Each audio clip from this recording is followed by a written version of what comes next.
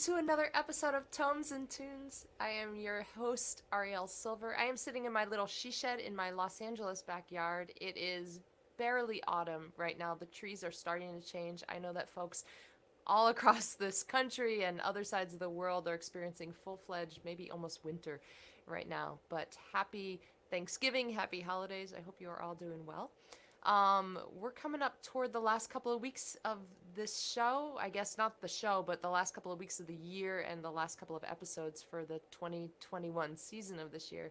And I am really grateful, I guess maybe still on the Thanksgiving, vibe, but always grateful for the guests on the show, but particularly grateful for my guest this week, who is really special to me. She and I have not connected really as adults. Well, she's been an adult the whole time I've known her, but when we first met, I was probably about 8 years old. And she's a songwriter who my family met when we lived in New Jersey when I was a kid.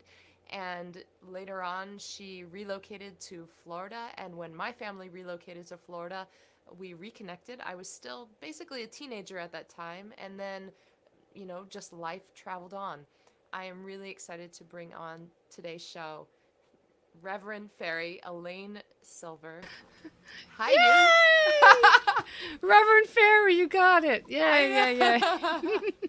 Elaine, it is so cool to be able to have this conversation with you today. It's something that I mean, you were an adult, so I probably do not mean to you what you mean to me, but you were, I think, the very first ever songwriter that I ever met in my life. You were the first woman that I ever saw, standing on the ground on my level, not on a stage, not on a screen, a couple of feet away from me. Yeah. Playing. I think you were probably barefoot. I think it was the entryway to the Waterloo Village Folk Festival in the 80s sometime, and my family walked in. My parents were smitten with your music, and I just remember you being glittery and like your voice, your guitar, and later on you came and you played music at our house. And for me, in a lot of ways, I think that your music was sort of the seed, part of the seed, because my dad also played guitar and sang, but also you were sort of the seed, I think, for me, even being able to see that, I don't know, this was a possible avenue in life, I guess, just to take music out of that untouchable realm into a fully embodied human experience right in front of me. Well, you got my name. I do. I think that's so cool. Well, that wasn't your last name, right? It wasn't my last name back then. No. There's a story. A story. There's a story behind that. I think people might be curious a little bit. Okay. Yeah. So that's the interview table has turned. Sorry. This is something that I haven't really talked about much, but it was a really important moment in my life. I was a young adult, early 20s, maybe 21, 22, and maybe 24, something around there. And I was just starting my career as a singer-songwriter. I was about to record my first album, and there were a lot of things going on in the world at the moment, and I was thinking a lot about, I guess, the patriarchy. I was thinking about the idea of mothers or daughters being, sons and daughters, but daughters, taking on their father's last name and then being married to someone and taking on that person's last name. And it was a time when, for me, my own identity as an adult human was really coming into formation, and I didn't like that. I didn't like that idea that I was just being handed off from man to man, in that way. And so Yeah, so there was that. I wasn't consciously thinking about you and your last name, but I wonder now in retrospect if there's something about that. In truth, my last name Silver comes from Your my mom. my mother's side, exactly. So it was at that age that I was sort of making this decision to move through the matriarchal line in my family, and my parents were going through a divorce at the time too. So my mom was going back to her maiden name. So yeah, that's the story of that. Love it. Yeah. What about your last name? Silver. Has it always been that name? Yes, and I have had three opportunities to take on a man's name, and I never did it. And it's good because it kept things simple Yeah. for me. You know, when those Yeah. relationship, two of them ended, and I didn't have Yeah. to go back to I call it my birth name. You know, my father was a nice Jewish boy from Newark, New Jersey, Arthur Silver, Oh, so and you grew up in New Jersey. I Oh. grew up. Yeah, grew up in Whippany and then Montville. And my dad was sort of Jew. I mean, he was Jewish. He was bar Jewish. mitz. He was Jew. Well, he was Jewish, but Okay. then he was a Jewish Jew Yeah. because when he met my mother, she was a devout Catholic. So my father converted to Catholicism, Oh. and sometimes I feel like I missed out that I didn't get the Jewish stuff. But I had an adopted Jewish mom, Elaine Lipka, who she used to own Mount Eden Retreat, this 189-acre mountaintop in Wow. northwestern New Jersey. It had the kindred spirits fair. Well, we adopted each other as spiritual mother and daughter, and she was from the Bronx, and so she would see a picture. She knew my mom, and you know, my mom knew that we had this special friendship, and that this was my adopted Jewish mother. And you know, I learned a little bit about myself and you know my roots. And she said, "You're the only one in the family that got any of the Jewish genes." And she said she would see a picture of my mom. She'd say, "Oh, what a beautiful woman! No wonder your father converted to Catholicism for her." I have a lot of good memories of her, and uh, she was she was a what do they call it? Jewish renewal. So it was more like metaphysical Judaism. And the first time I ever heard the word Kabbalah was Yeah. from her. Oh. And her her rabbi was Rabbi Richard Simon from South Jersey. And one time when I first met him, I said, "Look, my father was Jewish, but am I half Jewish? Because some people say I'm not, and I kind of feel like I am." And he says, like, Jewish schmewish. You know, if you want to be, you're Jewishing. You're So Jewishing a I'm verb. Yes, and there was a book written by Interesting. Rabbi David Cooper called "God is a Verb," which it is. So you're godding. You know, you're becoming more of who we really are when we step into that place of the truth of our. We're human, but we're.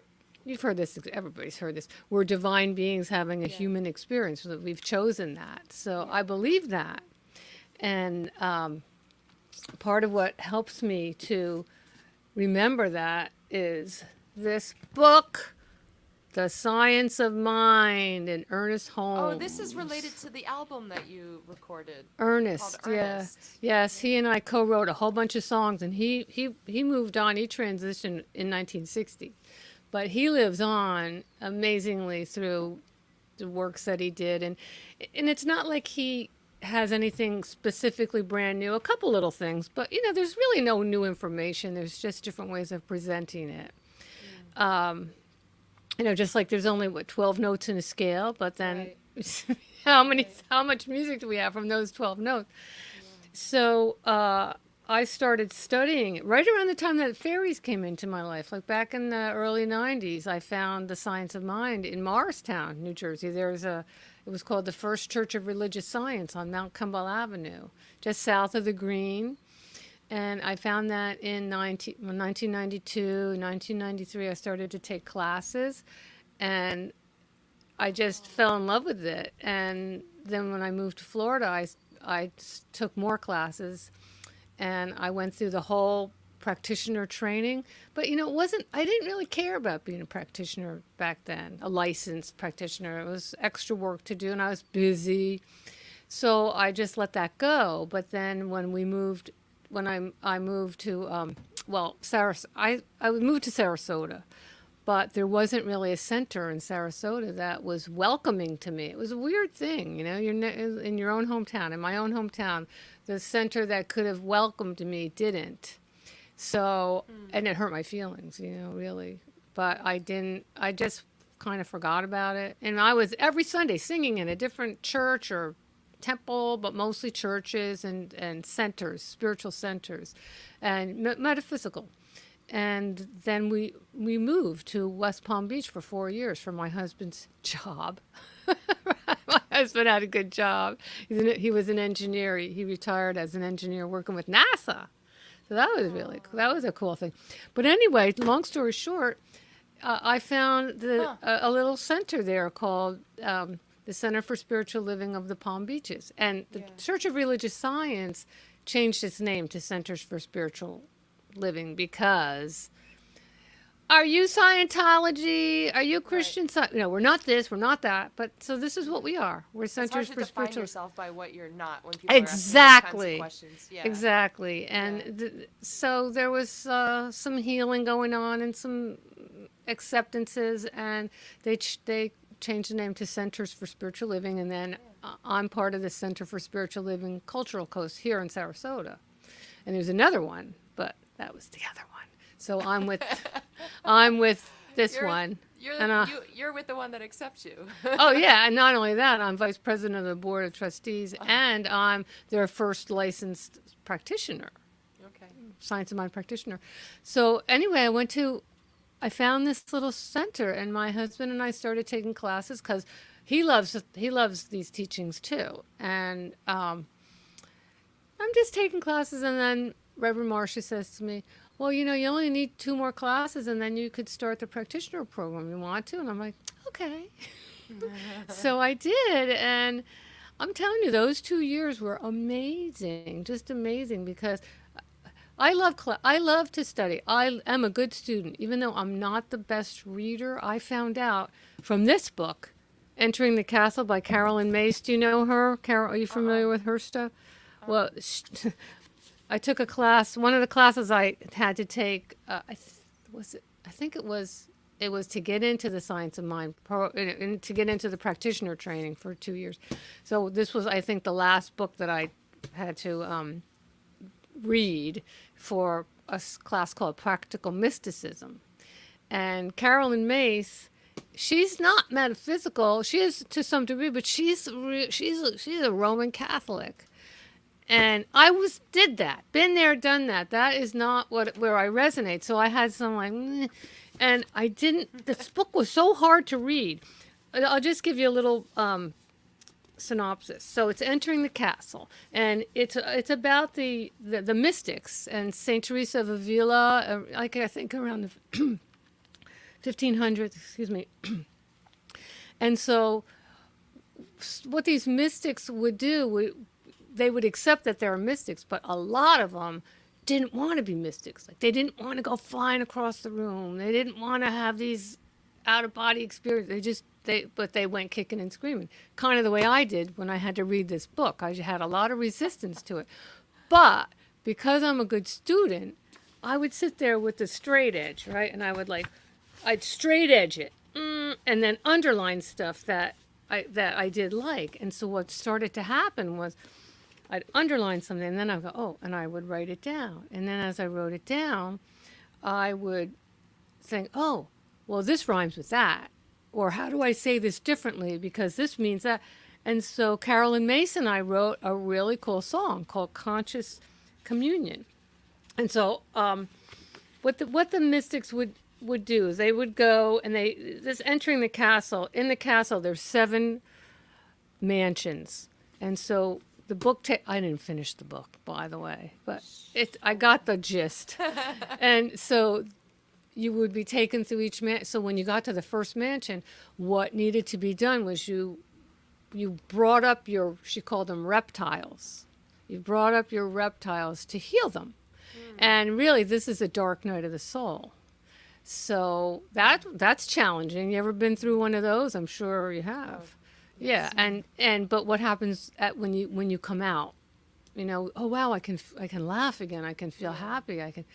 So, what started to happen with these mystics would be the great acceptance that, well, I know that it's going to be better when I get through it. So they would start to look forward to going through a dark night of the soul. Right. Yeah. Yeah.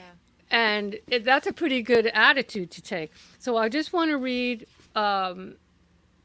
this little paragraph, and then I'd like to do the song Conscious Communion. Yeah. If that's please. okay. That sounds All great. right. So this says, your soul is your connection with eternity, your intermediary between earth and heaven, between your everyday physical life and a higher reality. It is your calm eye in the hurricane of a chaotic world. Yet, it burns to realize its purpose, to communicate with God.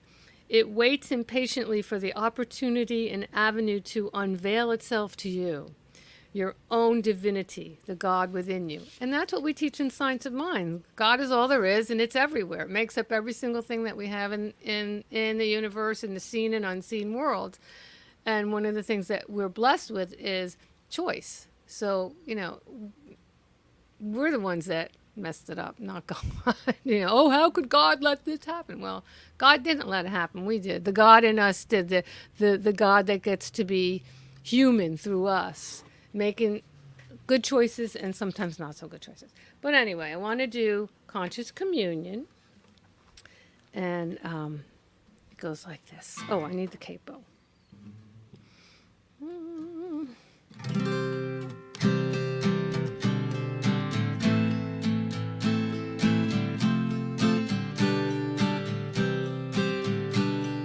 Conscious communion, bringing me back to my soul, a spiritual reunion. I can let go of the control, called forth from the depths. It's a mystical death. Forget the separation. I've stepped into the realization, aware of my vibration. Conscious communion, bringing me back to my soul. It's a humbling of the ego, with tears that cannot be consoled, until the time I let go, bringing in the new from the old, called forth from the depths. It's a mystical death. Forget the separation. I'm going for the manifestation of bringing forth transformation. Conscious communion, bringing me back to my soul. What does the source in me need? A dark night to help me succeed, opening to show me what's real, this blessed truth that was concealed. What does the source in me know? A dark night to help me grow, opening to show me myself. I couldn't be anyone else. Conscious communion, bringing me the heart of God, a spiritual reunion, inspired and I am in awe, called forth from the depths. It's a mystical death. Forget the separation. I'm going for the inspiration, using my my imagination, feeling the intoxication, shouting out my declaration, seeing the illumination. It's a sacred co-creation. Join me in the celebration. Conscious communion, bringing me back to my soul, bringing me back to my soul, bringing me back to my soul.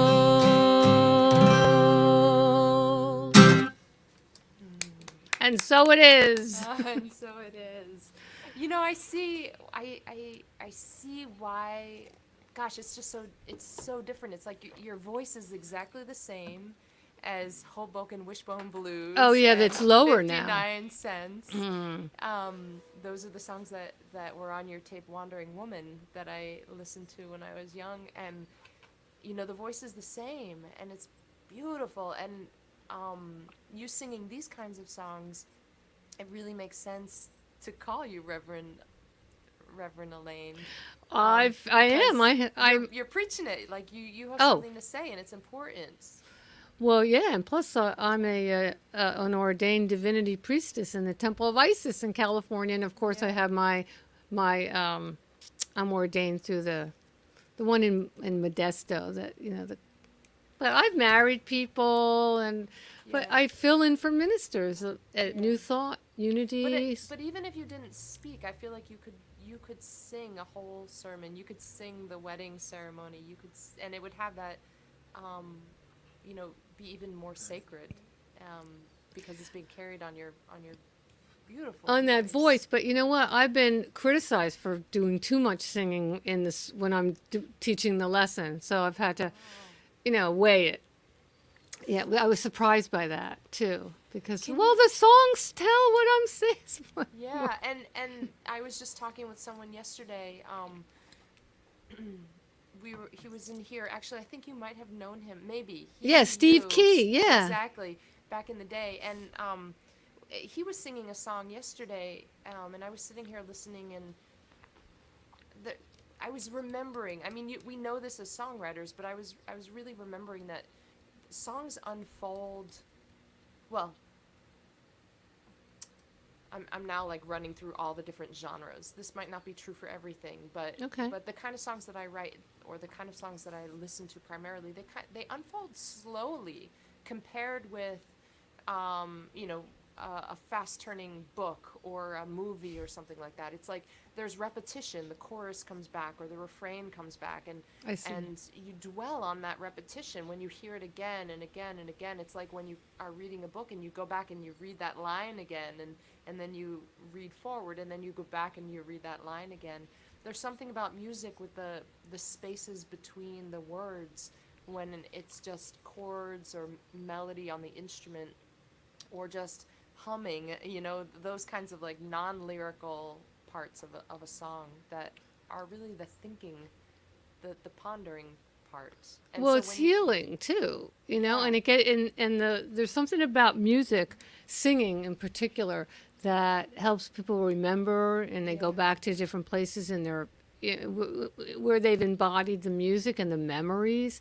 Yeah. There's this whole thing on. There's a movie called. It's on YouTube, I think. It's about Alive Inside. It's called Alive Inside, and it's a documentary on people with Alzheimer's, and Yeah, it doesn't right, work yeah. on everybody, but Yeah. there's these people that they can't remember anything. Oh, I've forgotten so much. I'm 90 years old. What was it like when you were a little girl? Oh, I don't remember. Yeah. And then they put the headphones on and they put Yeah. Louis Armstrong. Yeah. When the Saints, and she's like talking about this and remembering exact dates, and it was awesome. So music really has a pivotal part in our aliveness, I think. And then for us to get to make our living with our craft, and not just a craft, but one that's healing, Yeah. that comes through and uplifts people, Well, is can you- so powerful. Can you take us back before before the show started, you and I started to talk in the green room about sort of the beginnings of your musical life, the beginnings of your career. I'm really curious to hear all that because, Okay.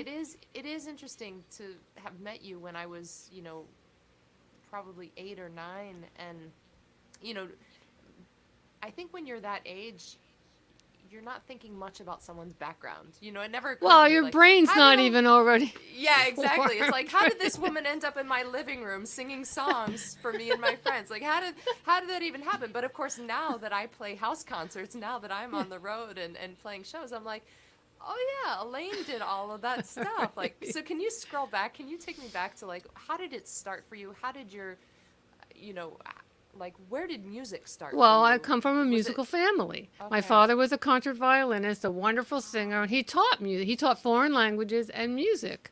And and they have I don't speak any foreign languages, but I'm good with the accents, and I'd like to. I just haven't had time. I'd like to learn French, and Italian, and but I could fake it pretty good. And I have because I have the hearing Yeah. for the music. All right, and then my mother had a beautiful voice, and she taught me how to. You know how when you were talking about the music is canned music, and then I start singing canned music Yeah. because my mother taught me that. Just always start singing a song, like the song comes, and and then I had talent. I was lucky. I had talent, and I developed it. So I had my first solos I was in choir and Memorial Junior School in Whippany, and I was singled out and got to do solos, and then. My freshman year, they sent me to Villa Walsh Academy in Morristown What's because that? it's a finishing school for girls, but I was sent there. I was sent there for disciplinary purposes. And my mother used to say, she's a school angel and a house devil.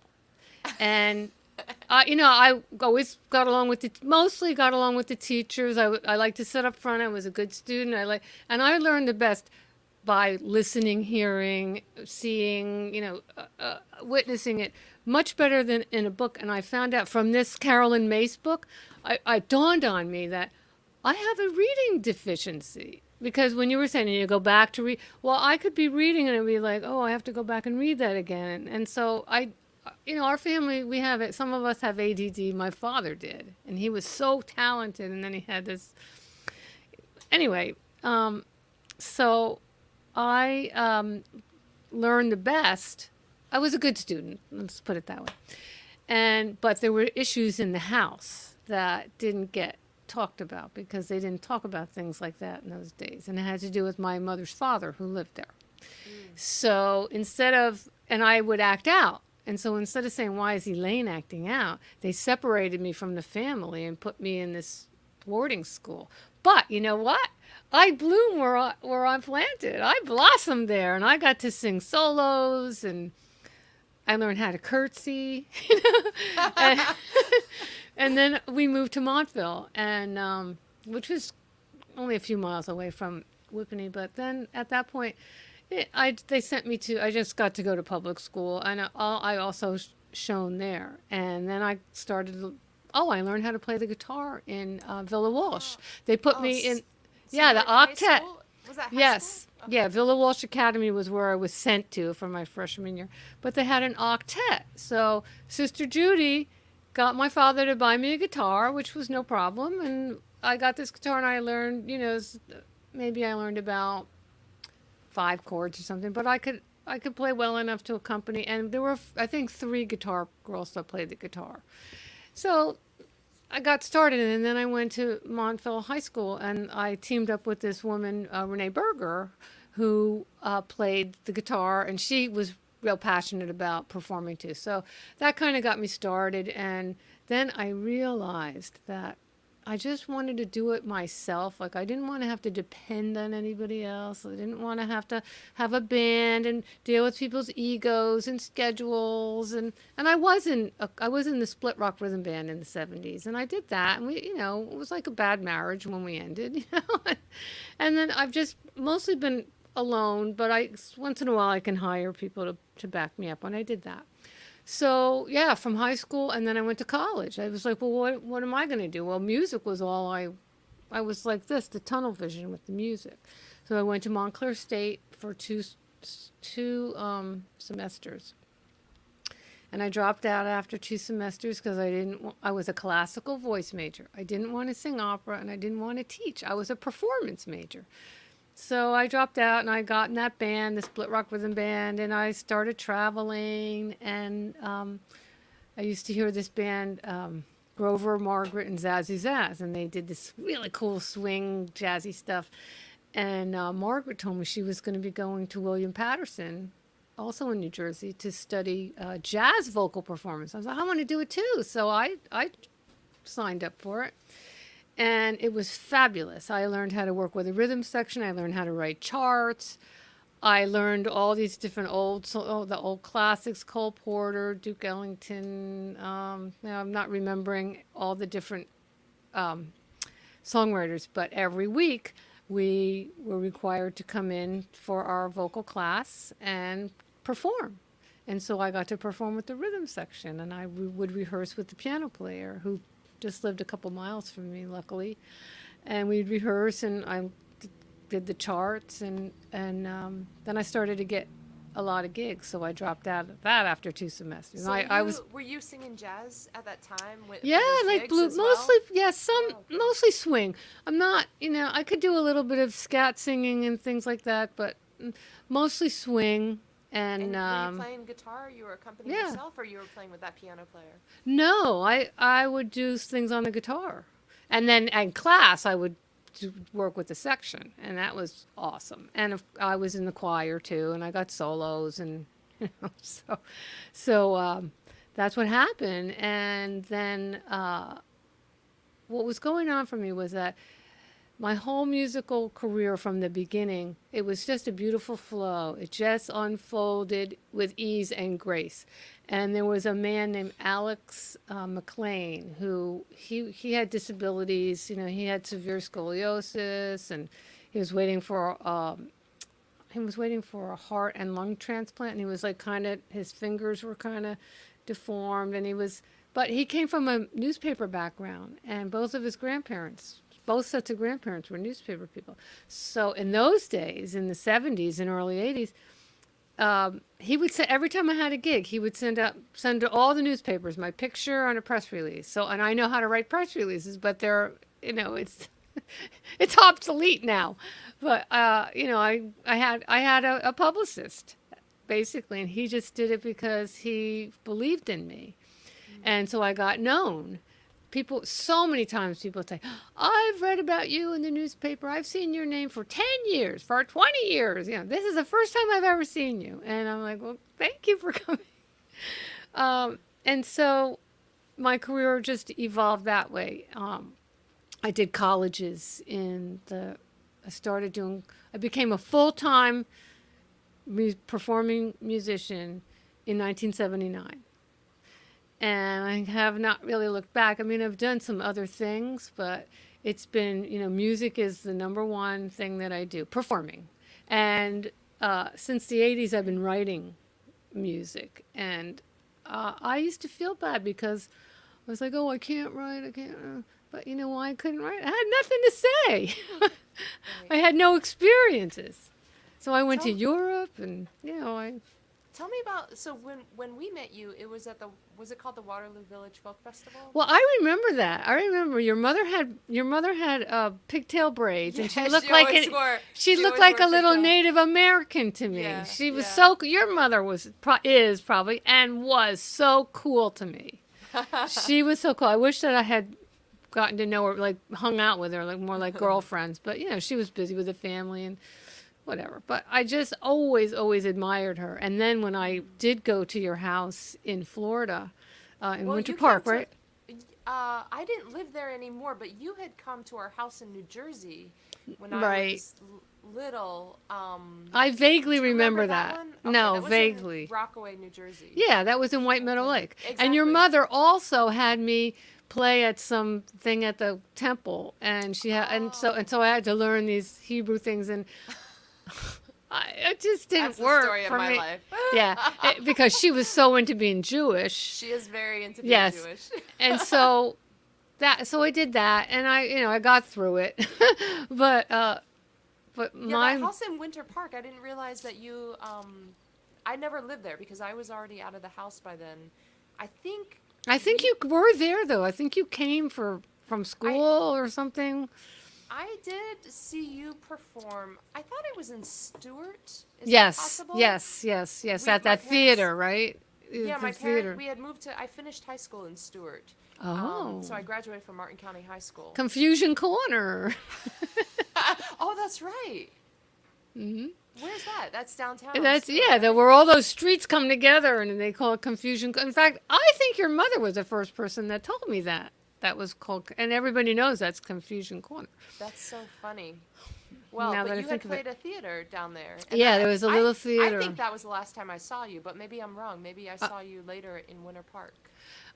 I was I'm probably not about sure. 16 at that time.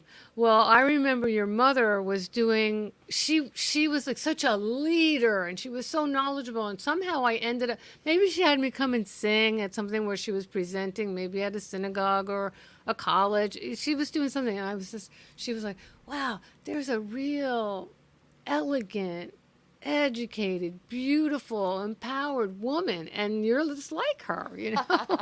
And I was so impressed with her. You really are like her, you know. I mean, I haven't seen her since the early 2000s, but Yeah.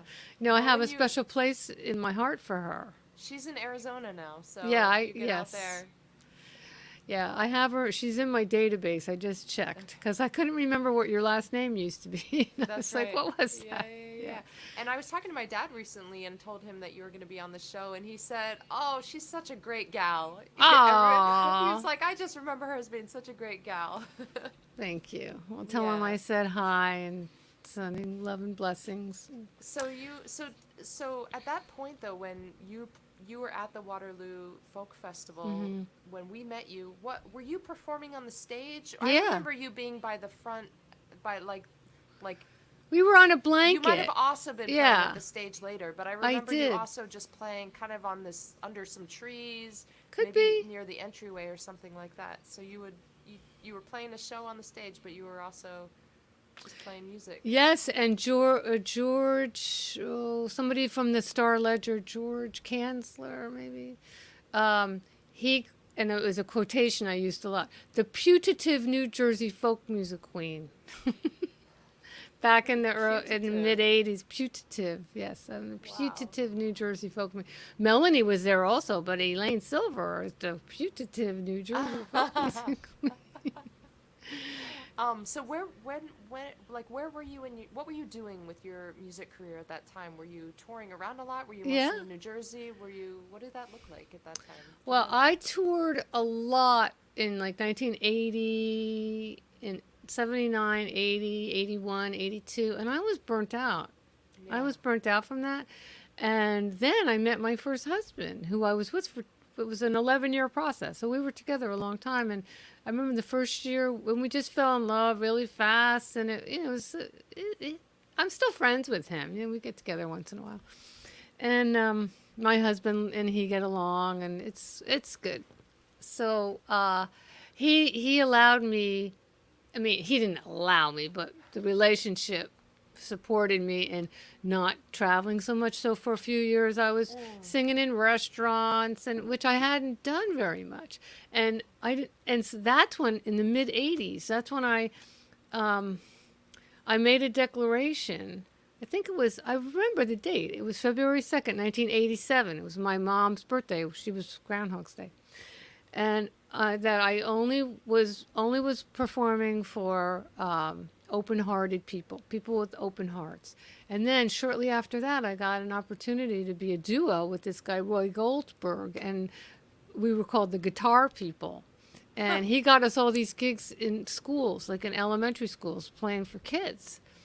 And it was really good money, and it was a 45 to 50-minute show, and, you know, we did Celebrates America, and I did around Global Citizen. I did songs from around the world. So he taught me how to do that. I did that with him for a few years. But then oh, there's my husband. Okay. I forgot to turn my phone off. All right. Okay. So I became fairly well known in the 90s, early to mid 90s as a kids performer too. And were you playing kids music, or you were playing more like Yeah. cultural Well, you know, songs from I grew up in a nursery school. Remember, my mom had Silverland, so I'd start the show. This land is your land. I mean, then I'd do a song about sharing. Then I'd get the banjo. You know what this is? And I'd do some stuff with the banjo. And the kids perform the one where I'm going to reach, I'm going to reach, I'm going to reach up to the sky. I'm going to reach till I know why. And I taught them a little American Sign Language. I just got them to participate in every song, either by singing, sticking their foot in the air. I mean, I had them doing a lot of things like that, where they were an integral part of the show.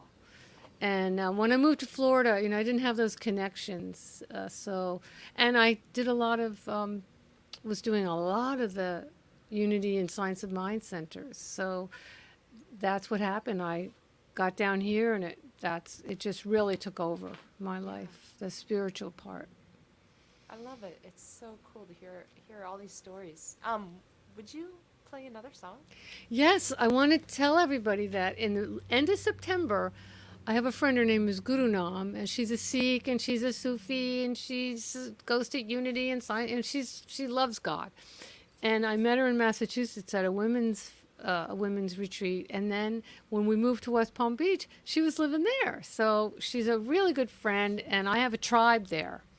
And we meet every Tuesday on Zoom. And so she started sharing all this haiku. She caught the haiku bug, and then I caught it from her. It was contagious. And I'm telling you, I just think in haiku. In fact, there was a quotation from the Ernest Holmes, and it was a perfect, I think I forgot about it. Wait, maybe this is it. I underlined it. Oh, is this it? No, I'm sorry. Well, I call it in the zonic process, and if you don't know about haiku, it's Japanese, started in Japan, and it's a form of poetry that it's three lines. The first line has 5 syllables, the second line has 7 syllables, and the third line has 5 syllables.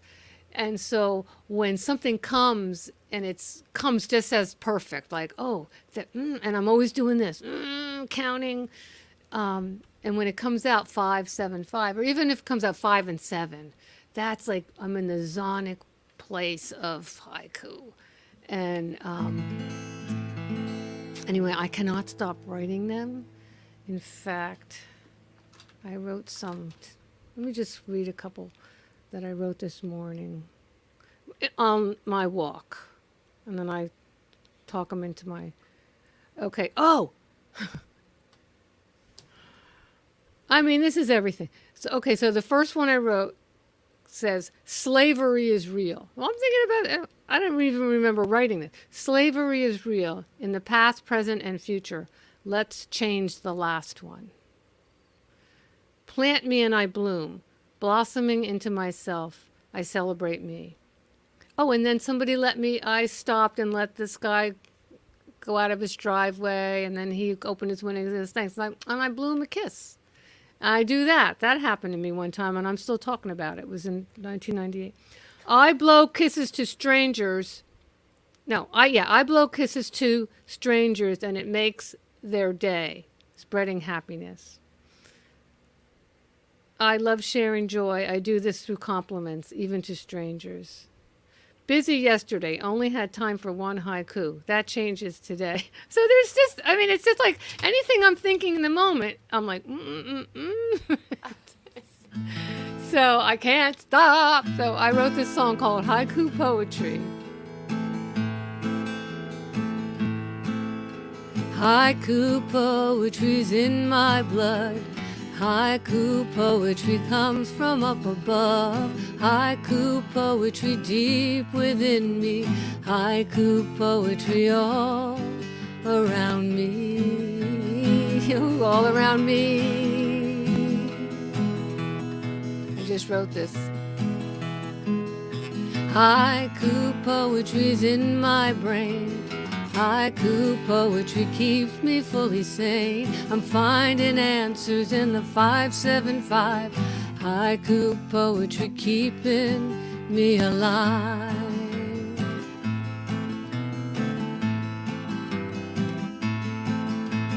Haiku poetry is energy.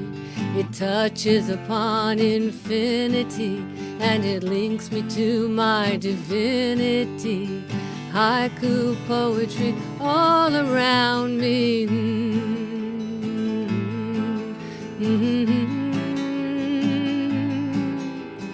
Energy is healing. Energy is revealing. Energy is the feeling of spirit everywhere. Energy is strengthening. Energy brings lengthening to all of our precious moments. Life becomes a prayer. Life becomes a prayer. Haiku energy's in my dreams. Haiku energy tells me what I mean, and sharing secrets that I used to keep. I'm awakening as I sleep. Haiku energy's in my soul. Haiku energy, don't have to lose control. Choices are mine and they're up for grabs. I'm choosing joy and it sure feels fab. Yeah, yeah, yeah. Haiku poetry's in my bones. Haiku poetry won't leave me alone. Haiku poetry deep within me. Haiku poetry all around me.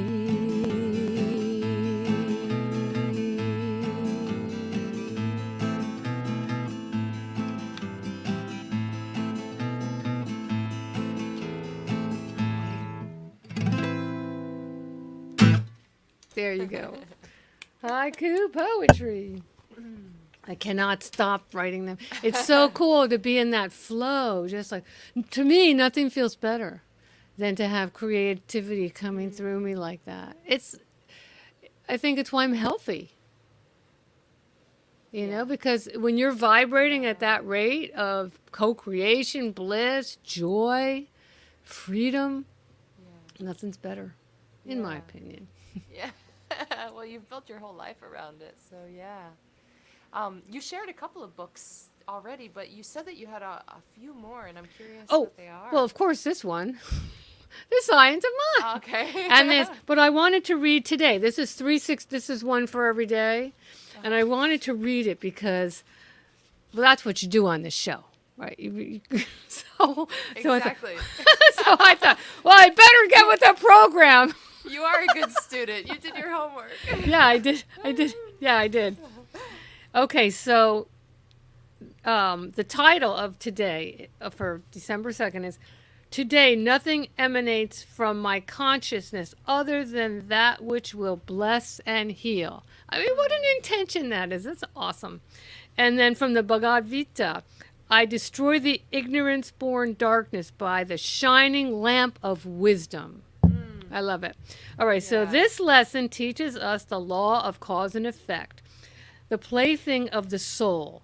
Sages have always taught that our thoughts and acts ride on a return circuit and that they never fail to react upon us until we have transcended the negative causation set in motion by such acts. So, law of cause and effect, karma, what goes around comes around.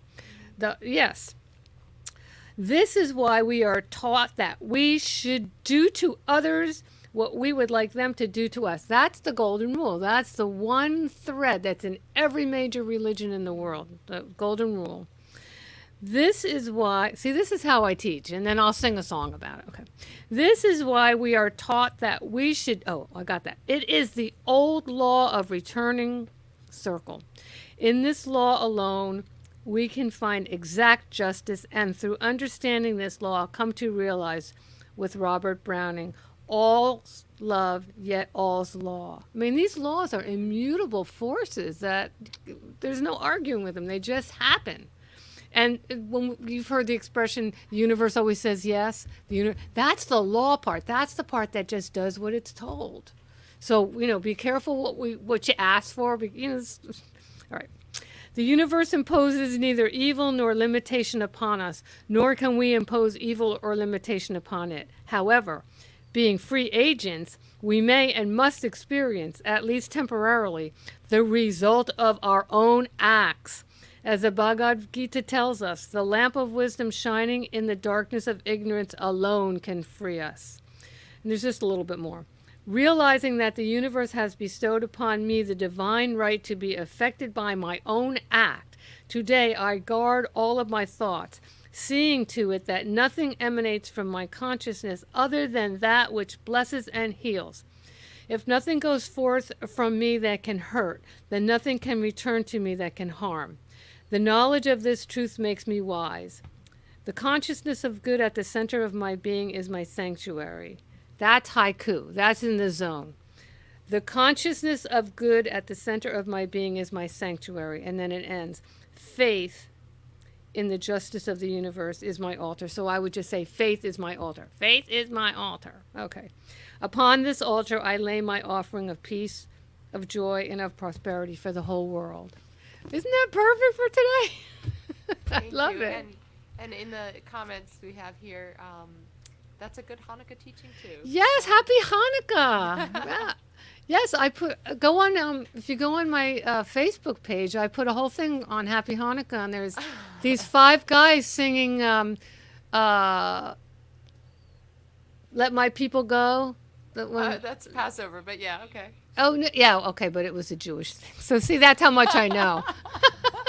That's how much I know about my roots. You're That's Jewish mother. It's a Jewishing thing.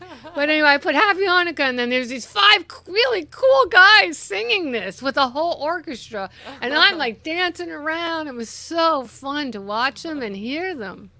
And so it's on my So we Facebook need to go page. to your Facebook page. Yeah, Elaine Awesome. Silver. Elaine Silver. I am reading. Have you read this book? So Probably not. I'll preface this.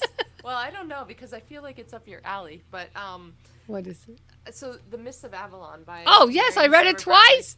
Yeah. I read it twice because in the old days, like in the 80s and 90s, when I read that, I had more time to read, and so I had time to go back and plus talk about a page turner. But I wrote a song, "The Lady of the Lake." I have a CD, "The Lady of the Lake." I think that's the one that I can't remember if that's the one that I put on the Tones and Tunes playlist, or if that I might have just been listening to that one today. But it just felt really. The last couple of weeks I've been rereading this. I read it in my 20s, I read it in my 30s, and now I'm in my 40s and rereading it again. And You I are think not I in think your that- 40s. If you're in your 40s, well, that makes me old. You can't be. No, you know what's really funny? I am a senior citizen, which really is funny to me. Wow, it's. I mean, I still think of you like you were when I met you. Yeah, like younger than you. And I don't. I guess in some ways I might think of me the way I was when we met too. I'm still in Well, single digits. Yeah. I definitely own the fact, I call it a fact, that I am an adolescent. I'm still an adolescent. Yeah, and I think we have all the ages that we ever were inside us. I know, We but I just- we still carry all express the as an fun. adolescent. That girl that went to finishing school and learned how to curtsy. Oh yes. Well, I learned to curtsy on the stage after performing. Oh, that's right. That was for for music. So But I've been reading this book again because I don't know exactly if it's been.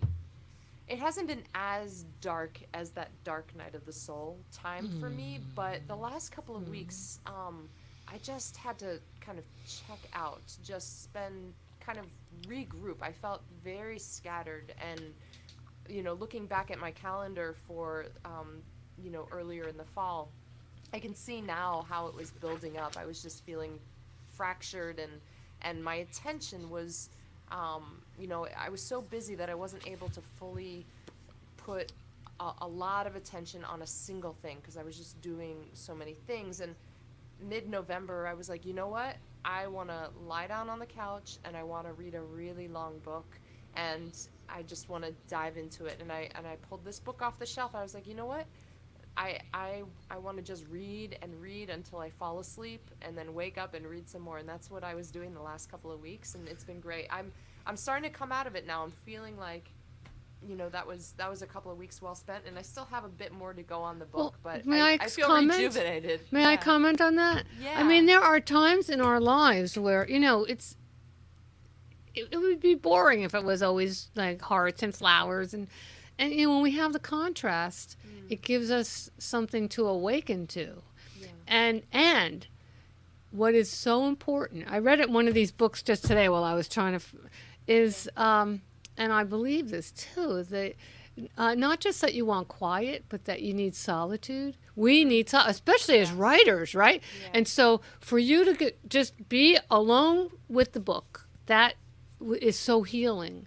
And I believe that has really helped you to move beyond that, whatever that was, the busyness, I guess, and it's life, it's breathing. It's like we cannot continue to expand. Maybe the universe does that, but as human beings, we have to exhale. Yeah. Yes. It's that cycle of, And it's fine. Yeah. It's fine. It's fine to take a day off or a month off, or a year off. It's whatever you need. Give yourself permission to get back to yourself. Yeah. It's so important. Well, I'll just say that for this, for the folks who are not familiar with this book, it's the King Arthur tale told from the point of view of the women. So Morgane and Guinevere primarily, but also the mother of Morgane and Vivian, the Lady of the Lake. Vivian, the Lady of the Lake. One of the things I remember loving about that book was how they talked about the fashions and the clothes and I think maybe even the dishes and those things. I love that. Yeah, the women's side. Yeah, not just the battles and the. I don't like that. Yeah. In fact, my husband and I don't go to the movies that often, but whenever we would go, we only watch comedies and chick flicks. That's it. I don't want to know from violence and war and suspense. I don't want to do that to my being. I just I'm here to be joyful and to uplift. Yeah, well, you do it. You do it in your work. Thank you. Man, Elaine, I guess we have time for another song if you want to play one. Do you want to play one more song? Well, you know what? Let me do this one. I'll take us out on a song as well. Okay, so this one is called "Feel Into Your Heart." Have a little empathy, have a little sympathy, feel into your heart. That's where our divinity reaches through infinity when we feel into the heart. Now is the time for the changes to be made, right from wherever we are. What we hold in mind brings about in kind when we feel into the sacred heart.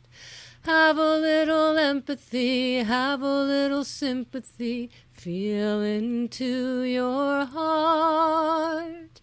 That's where our divinity reaches through infinity when we feel into the heart. The heart knows the way, it's the truth and the light. It's our shining star deep within. The mind tells us what, the heart gives us why. No better time than now to begin to have a little empathy, have a little sympathy, feel into your heart. That's where our divinity reaches through infinity when we feel into the heart. When we feel into the heart. When we feel into the sacred heart. And so it is. Thank you. Thank you for asking. Yeah. I'll take us out on a song. Okay. Yes. It's funny, I wanted to play this one because this is I was thinking just about that last time I saw you perform I think it was in the Stewart Theater. I don't know the name of that theater. Yes, that's where it was. And Carrie Newcomer was there, and a woman. Really? Yes, she and a woman from Maine, and I closed the show. I remember it was freezing.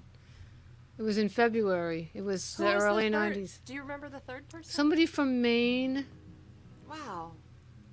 I didn't Yeah. know Carrie Newcomer. I mean, I didn't know that name until probably, I don't know, 8 years She's later wonderful. or something like She's that. But wonderful. That's so crazy. You that saw her that I saw live. her play.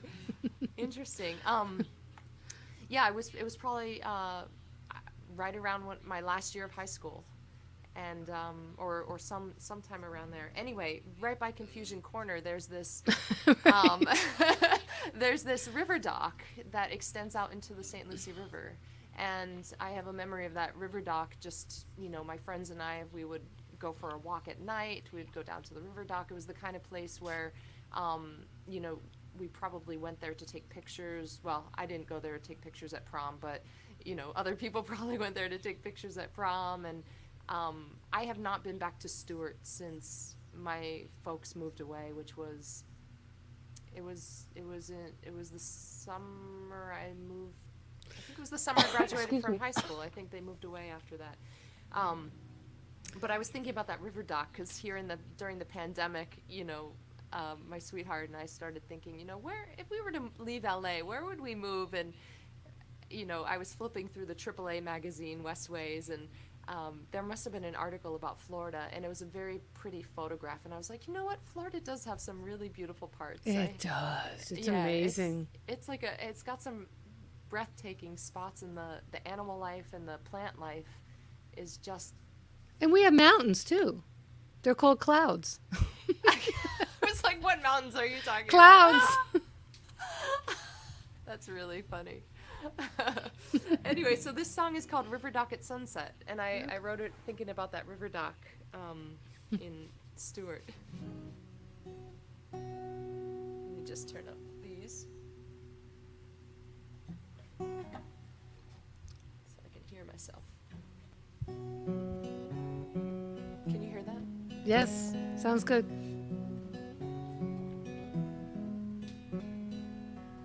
On the river dock at sunset, beneath a crayon box of sky, last moments being supervised, cameras pinned us down like butterflies. We clipped flowers onto dresses, coupled off against the chill, cusp of honeysuckle summer evening. Every word we spoke full of meaning.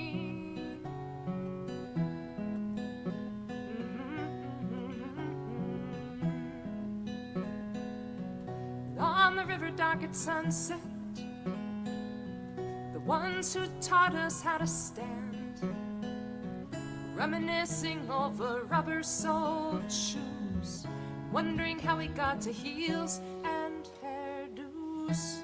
And constellations turn above the river that keeps flowing by. Time on earth keeps slipping by.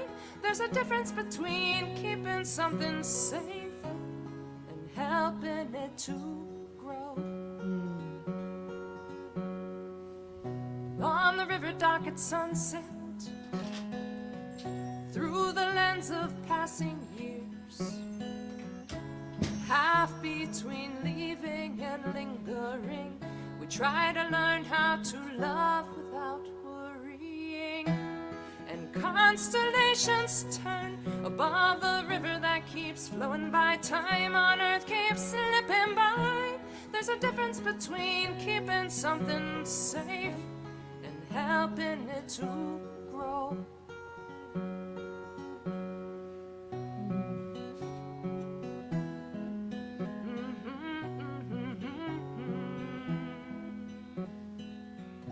On the river dock at sunset,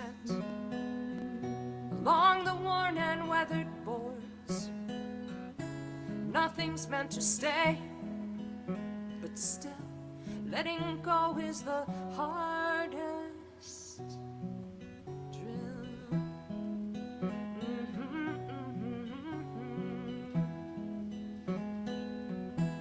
And constellations turn above the river that keeps flowing by. Time on earth keeps slipping by. There's a difference between keeping something safe and helping it to grow. Moments like the waves of the watershed,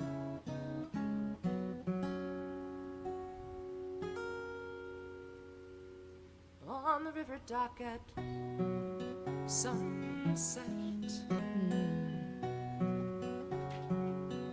on the river dock at sunset.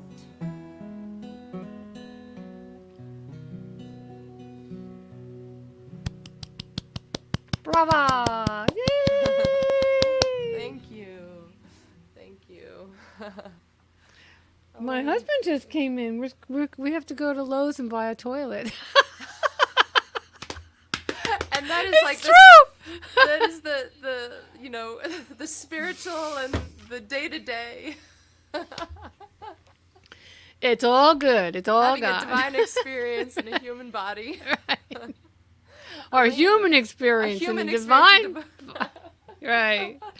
Well, thank you so much, Arielle, for inviting me and for being a bright light in my life. And, we have a long history, even though not a lot, but it's long. It is long. We've known each other for a long Yeah. time. So come to Florida. Come visit me. Yeah, I would love to. Is your Yeah. dad still there? He is. He's in the Oh. Orlando area. Yeah. Yeah. Well, come and visit.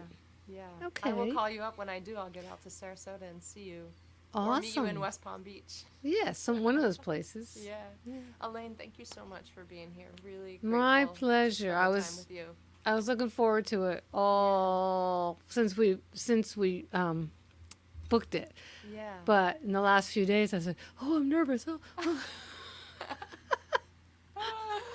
I don't know how to work this thing. Oh. I need a younger person to help me. I really do. I got I you really back. do. Oh, well, thank you. Yeah. Okay, Arielle. Is there anything that you want to, before I let you go, anything that you want to promote or, anything like that for, should people follow you? Yeah, they can Particular place? go to, well, they can message me if they want. If they want me to put them on my newsletter list. My website's down. I mean, you can go to it, but I can't update it. And I need some help with that. So Yeah. if somebody can help me with that, that'd be good. I have money to pay, but I can build you a website. Yeah. Really? You can Yeah. do that? I built mine. Wow. I checked. Yours is nice. Thank you. Well, the one I have now has every single thing I've ever done in my whole life. I mean, Yeah, it's it does. crazy. It's Yeah. old. It's like, I wasn't put here to do websites. I was put here to be this channel. So I need Yeah. help. So yes, I'm going to take you up on that. We'll have a Okay. talk and Yeah, we'll we'll talk. work out something. Cool. We'll talk. There we go. We got that. You stay Okay. right there. I'm just going to do this. Hey, you guys, this has been really fun to talk with Elaine. She just has a really special place in my heart, and I've just been loving her voice, her energy since I was a kid and first met her, was first introduced to her. So I'm just delighted to have been able to spend this hour with her. I hope you will join me next week. We just have a couple of episodes left before the end of the year, and then we'll be back in the new year, of course. But yeah, stay in touch and be safe.